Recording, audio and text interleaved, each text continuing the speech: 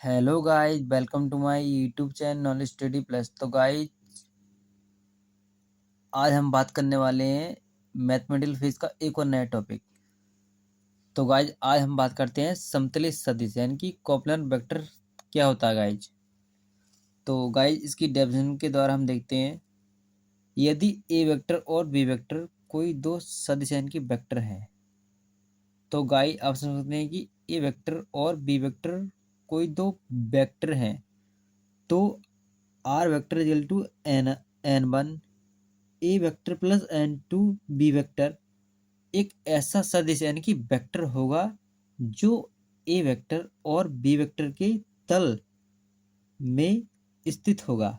तो गाइज, आप समझ सकते हैं कि ए वेक्टर और बी वेक्टर जो हमारे वेक्टर होते हैं वो आर वेक्टर और ए वेक्टर ऐसे वेक्टर होंगे जो ए वेक्टर और बी वेक्टर के तल में स्थित होगा यानी कि उसके निकट होगा।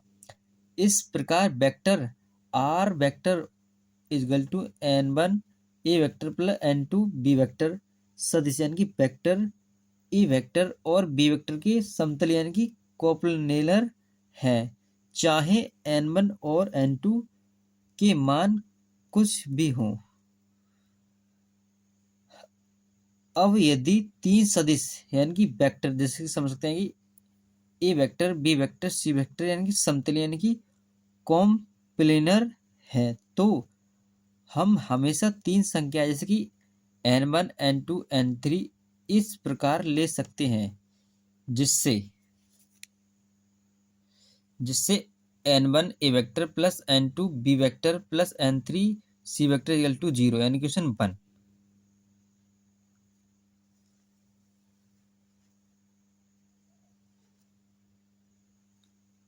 यदि हम दिया है कि A vector B vector comma C vector समीकरण 1 को संतुष्ट करते हैं, तो ये किया जा सकता है कि ए वेक्टर बी वेक्टर और सी वेक्टर समतलीय सदिश यानी कि कोप्लेनर वेक्टर है। इक्वेशन 1 को इस प्रकार लिख सकते हैं। तो गाइस, हम कह सकते हैं कि समकेलिय यानी कि समतलीय सदिश जो होते हैं वो कोप्लेनर वेक्टर इक्वेशन 1 को हम इस प्रकार लिख सकते हैं, जैसे कि गाइस आप देख पा रहे होंगे कि A vector equal to minus n2 upon n1 B vector minus n3 upon n1 C vector equation 2 यानी कि, तो गाइस ये हमारी इक्वेशन 2 हो गई। नेक्स्ट देखते हैं गाइस, लेकिन minus bracket n2 upon n1 और minus bracket n3 upon n1 स्वच्छ यानी कि अधिस्थिरांक से यानी कि आर्बिट्री स्केलर क्वांटिटी है। अतः ए वेक्टर सदिश यानी कि वेक्टर बी वेक्टर और सी वेक्टर के तल में होना चाहिए। तो गाइस, हम समझ सकते हैं कि ए वेक्टर और बी वेक्टर और सी वेक्टर को तल में होना चाहिए। यदि हम ए vector B vector comma C vector का घटक रूप यानी कि कॉम्पोनेंट फॉर्म में रखें, उसके समतल यानी कॉम्प्लेनर होने के लिए शर्त इक्वेशन 2 का रूप निम्नलिखित होगा। तो गाइस, हम समझ सकते हैं कि हमारे जो होते हैं वो यानी कि कंपोनेंट यानी कि A vector B vector C vector घटक को हम समतल यानी कि कॉम्प्लेनर रूप में इस प्रकार लिख सकते हैं, जैसे कि गाइस आप देख पा रहे होंगे n1 ax plus n2 bx plus n3 cx equal to 0। दूसरी हमारी n1 a y plus n2 by plus n3 c y equal to 0। तीसरी हमारी n1 az plus n2 bz plus n3 cz यानी क्वेश्चन 3 हमारी guys. Next देखते हैं guys,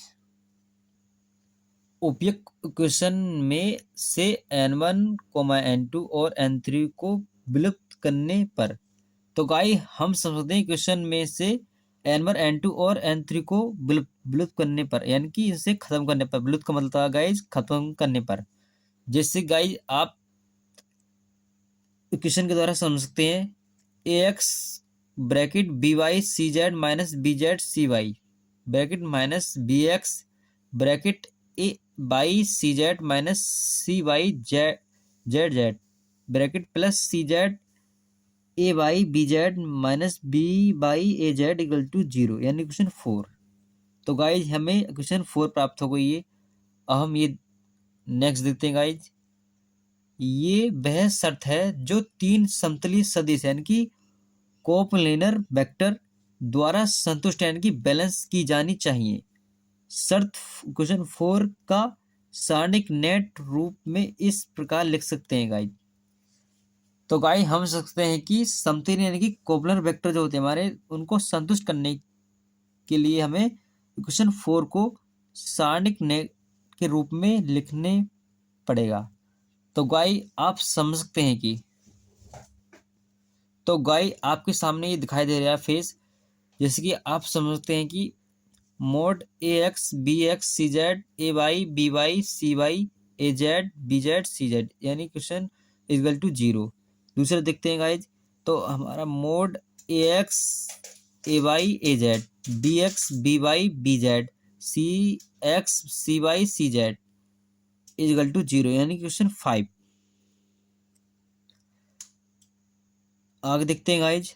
equation 5 में बाईं ओर का व्यंजक A vector B vector C vector भुजाओं के समष्ट फलक यानी कि पैरेलल पीपेड का आयतन प्रदेश करता है।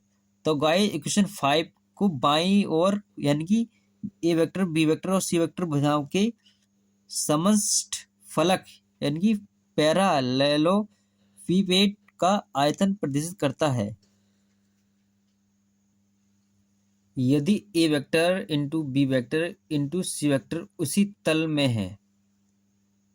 तो गाइस आप समझते हैं कि ए वेक्टर बी वेक्टर और सी को उसी तल में रखने पर समांतर षष्ठ फलक यानी कि पैरेललोपीपेड का आयतन यानी कि वॉल्यूम 0 होगा। अर्थात क्वेश्चन 5 तीन सदिशों की समतलीय कोप्लेनिटी के लिए शर्त है। तो गाइज उम्मीद करते हैं ये वीडियो आपको पसंद आई होगी।